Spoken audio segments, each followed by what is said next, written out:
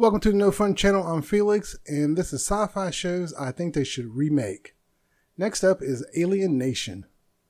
Alien Nation is actually based on a movie starring James Caan as Detective Sergeant Matthew Sykes and Mandy Patinkin as Detective Sam Francisco. The movie was released October 7th, 1988. With the success of the movie, a TV series was introduced. The TV series premiered September 18th, 1989 and ran till May 7th, 1990 for 22 episodes, one season. Now the TV series starred Gary Graham as Matthew Sykes.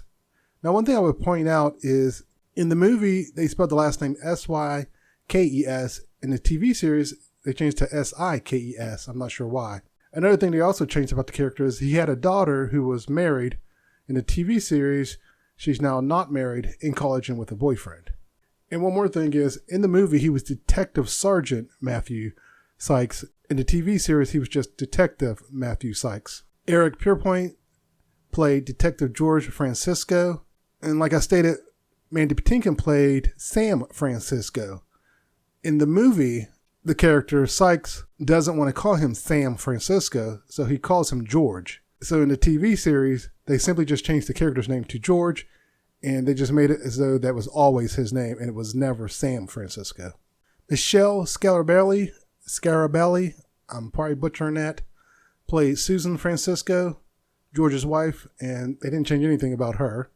Sean Six played Buck Francisco, the son. Now, they did change something with that character.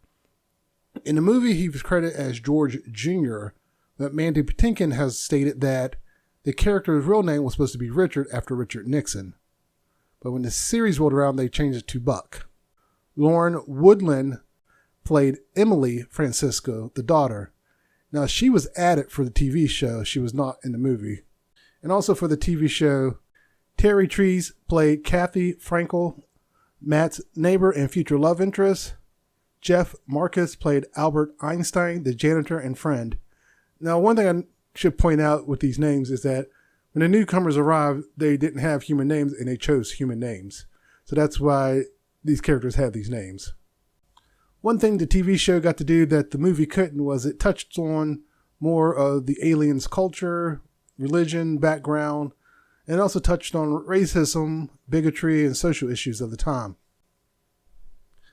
In a way, you can compare it to the mutants in the X-Men, that they were a representation of things going on in the world at the time. Alien Nation at the core was really just a detective show, just set in a sci-fi setting. The popularity of the show still exists. There are plenty of people who still talk about it. And as proof of the popularity, even though it only ran for one season, there were 5 movies that were spun off for it. The first one was Dark Horizon, Body of Soul, Millennium, The Enemy Within, and The Udara Legacy. I think I said that right. So 4 years after the show was canceled, they did those movies. And growing up, for some reason, I always thought it was on longer. And when I went and saw how many movies they did, I was like, that's why I thought it was on longer. And also, couldn't find it. They just list them as movies, but I feel like these were miniseries, like it was more than one episode. But even with that said, there are still people who talk about Alien Nation, and I just remember it being a great show and a fun show to watch, and I remember watching all 5 movies. And I would like to point out, for those of you who don't know, is that Gary Graham actually passed away this year, January 22nd of 2024. For those of you who don't know, he actually was in a lot of different sci-fi programs. He was even on Star Trek. He also appeared on Voyager, and he also was a main character on Star Trek Enterprise. Now, I looked into it, and Sean Six also does not act anymore. At least I couldn't find anything that says he act. And a lot of times what I like to do is suggest that they bring the whole cast back if they're all still alive in some capacity. And, obviously it's not an option. You have one who's passed away and one who has stopped acting. And, of course, there's a lot of older characters, background characters who have passed away as well. And also stopped acting. But with that said, as for Gary, I was thinking, how could they honor Gary and keep him part of the show? I mean, one is that, Matt Sykes retired and went off and he's living happily ever after. But that'd be too easy. The other option was kill him off. And I know that sounds kind of harsh sometimes, but not just like a senseless death. Like, he's investigating the disappearance of Buck. Since Sean Six doesn't act anymore, they could have Buck disappear. George is looking. George, reaches out to Sykes. Like, it could start off that both of them are retired. They both left the police department and they've gone on to do other things. But George turns up missing, or Buck turns up missing. Like, say Buck got married, he has a family, and the family, like the daughter-in-law, reaches out to George, like, hey, Buck's been missing for a couple days. At first I thought he was supposed to go on a trip, and he never made it to the trip. And so George turns to Sykes and like, hey, Buck is missing. And they kind of do some kind of audio thing, makes it seem like he's talking to him. And he's like, you can count on me. And then they have it that Sykes stumbles across something, and in the process gets killed as well. And so now George is like, what in the world is going on? What the hell's going on? Buck's missing, and Sykes is dead. And he investigates. Unfortunately, find Buck is dead, and discover that Buck inadvertently got caught up in something at a job that he works, and the job had him killed, and then they killed Sykes, trying to keep everything covered up. And George uncovers everything. I don't know what the mystery could be. Like, I don't want to make it anything simple, like they were selling illegal stuff, but like, one thing I was thinking about is introduce a new alien. Maybe that could be it. Like, a new alien race has shown up secretly, and they see the newcomers as a threat. They see the humans and the newcomers as a threat because they want the planet, and they need to get rid of both of them, and they're trying to figure out how to do that, and Buck and Sykes stumble across that and get killed off. So that could be one way to do it. Obviously, come up with something else as well, but that could be one thing, like the two characters get killed off because they got caught up in something. Or even have it to where it's two separate storylines, but the two storylines come together. And as a result, George is involved trying to figure out, who killed my son, who killed my best friend, and discover that it's all linked together. That you have like Sykes is investigating a murder, like an old friend had came to him saying, "I'm help," and they investigate. And this is where you could bring Sykes' girlfriend from the show back, Kathy, and she's like, Sykes is missing, help me. And she's begging George for help. And George is like, tell me what's going on. And George is trying to help, but he also is looking for Buck. And then while looking for Sykes, discovers the two mysteries converge. So that is one way I was thinking that it could be done to honor Sykes, to honor Gary Graham on the show. And for anyone else that's passed away, like I believe the uncle, who he was considered uncle on the show, he's passed away. They can have pictures of him around the house and still kind of like turn to him. They can even use flashbacks episodes and have him like still kind of talking to him and stuff. But I was thinking that'd be one way to honor him, like still going out as the hero. He was trying to like Sykes discovers Buck's in trouble when he's investigating this death because he discovers this link to Buck's job. He tries to reach out to Buck, but realizes he's too late. Like, they have it that Sykes discovered Buck's body, and that's what got him killed. So something to that effect. So to me, that seemed like the best way to do it. For some reason, I like the idea in my head, that storyline of George basically coming out of retirement to solve the murder of his best friend and son. And, you bring the whole family together. Laura Woodland, she still acts. I think she's on a soap, actually. So if she ever wanted to come back, she could do a show. And of course, the other option is, let's say, hypothetically, Eric Pierpont. Eric is the only one that wants to come back, and none of the others want to come back because they don't want to do the makeup. They can still bring him back and just have that his family's off, and he just came back to solve the case. And he, and they can mention it and all that stuff, and they can still do that storyline.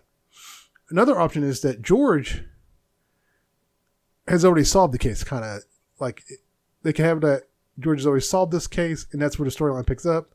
And George is pretty much destroyed because he's lost his son and he's lost his best friend, and it's kind of destroyed him.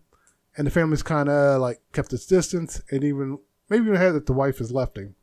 Because I do remember they argued here and there, and they could just have that she's, whatever reason, had enough and has moved on.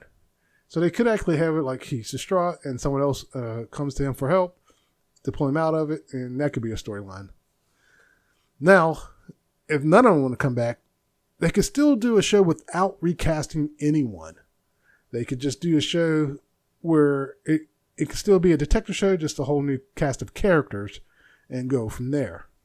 And in this one, I really don't see them recasting anyone. It's just something about recasting characters I don't think it would work. Because if you ever saw the movie and the TV series, you'll know they're not the same character. I mean, because it's two different actors playing them. And that's the thing is, when you cast different actors to play the same character, they don't play them the same. But that is one advantage to Doctor Who, that each time a new actor takes over, you know you're getting a new personality, versus a TV show like this, where it's the same character, and so you expect the character to be the same, but you got a new actor. So that's where I wouldn't want to recast anyone on this. It's just pick the show up and go from there. With new cast of characters, don't recast anyone. And of course, worst case scenario is recasting everyone. If they recast everyone, they need to rewrite the show. They cannot write it the same. One of the big things when they do bring back a show is that in some cases they go too far, and in other cases they don't go far enough. It's like, I understand you were trying to keep this element of it, but in the process, you lost all this over here. So it's like, how do you find that balance? And I always reference back to Battlestar Galactica as a good example of they found that balance.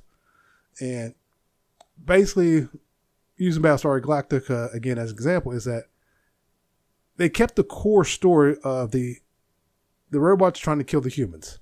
They kept that part, and they kept the part of the humans trying to find Earth. So they kept those elements.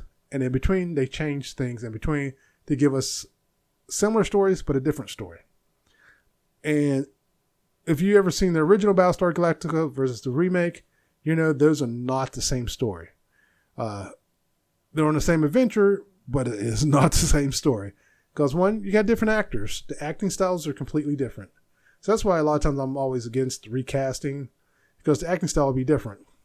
So if they were to do this, I think they should do it from the start with a whole new movie to establish a baseline. So they could do it as a TV movie and start over, and emphasize to the actors, do not try to be these characters that were in the movie or the TV show. You need to make them your own. And I think that's where a lot of these remakes fall short, is that they hire people who can redo what was done in those shows. It's like, that's not what you should do. One, keep the core elements of the character, of course. You know, George is a family man. Got to keep that. Don't have George cheat, because they always want to have people cheating anymore these days. And still have Sykes be out there. They don't have to have him hate newcomers as much. They can still have him not trust newcomers, because over time he came around. So actually they could still have him hate newcomers, maybe just go in a different tactic